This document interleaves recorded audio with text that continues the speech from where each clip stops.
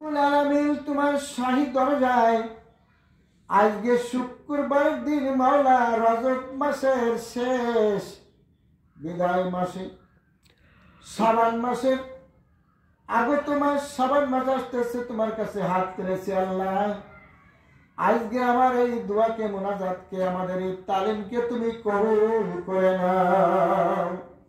কোনদিন চেয়েছিলাম না মাওলা তুমি দুনিয়ায় পাঠাও, তুমি নিজ মায় দুনিয়ায় পাঠাইছো। সেই জবান দিয়ে মাওলা তোমার ডাক দিছি আল্লাহ, তুমি আমাদের মাফ করে দাও।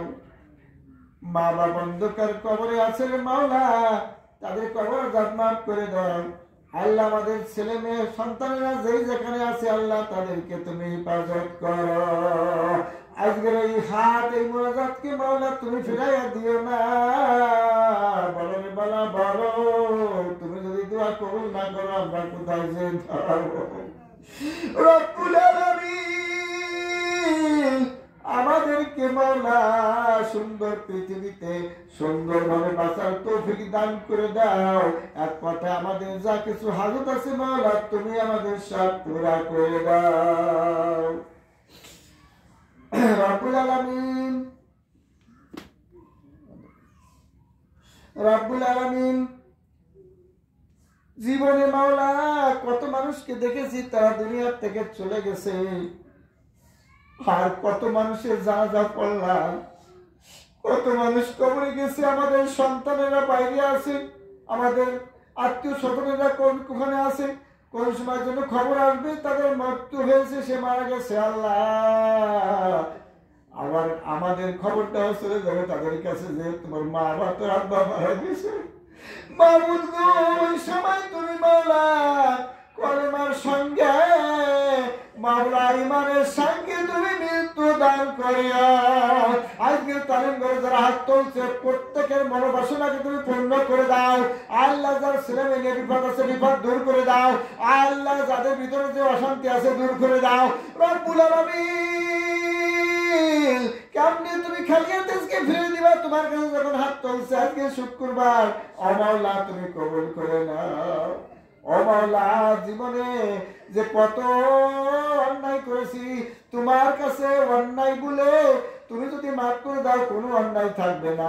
সব অন্যায়কে মাফ করে সব গুনাহকে মাফ করে তুমি তোমার খাস রহমত নাযিল করে আজকের এই তালিমকে মাওলা কবুল করে আমাদেরকে মাওলা ভালো পথে চলার তৌফিক দান করে দাও।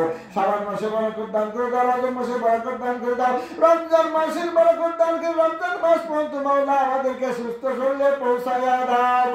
আমিন রব্বুল আলামিন।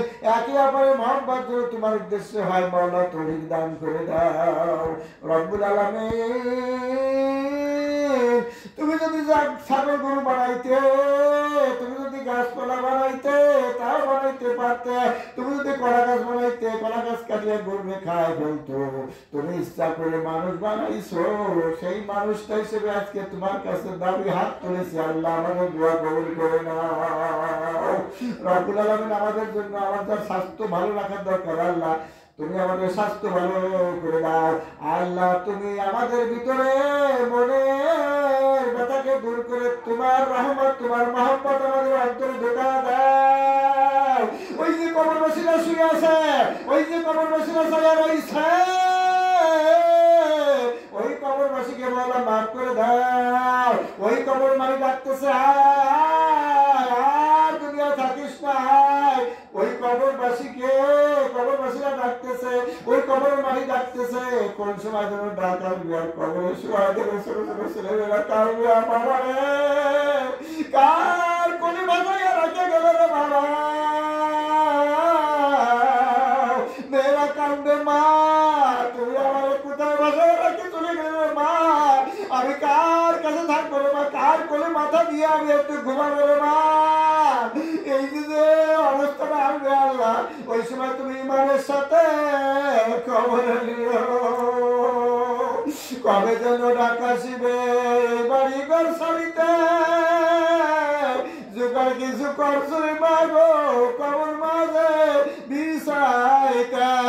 আল্লাহ আল্লাহ আল্লাহ আল্লাহ আল্লাহ আল্লাহ আল্লাহ আল্লাহ তুমি আমাদের দোয়াকে কবুল করে নাও আল্লাহ তুমি আমাদের মুরাদকে কবুল করো আমিন আমিন বিরহমাতিকা ইয়া আরহামার রাহিমিন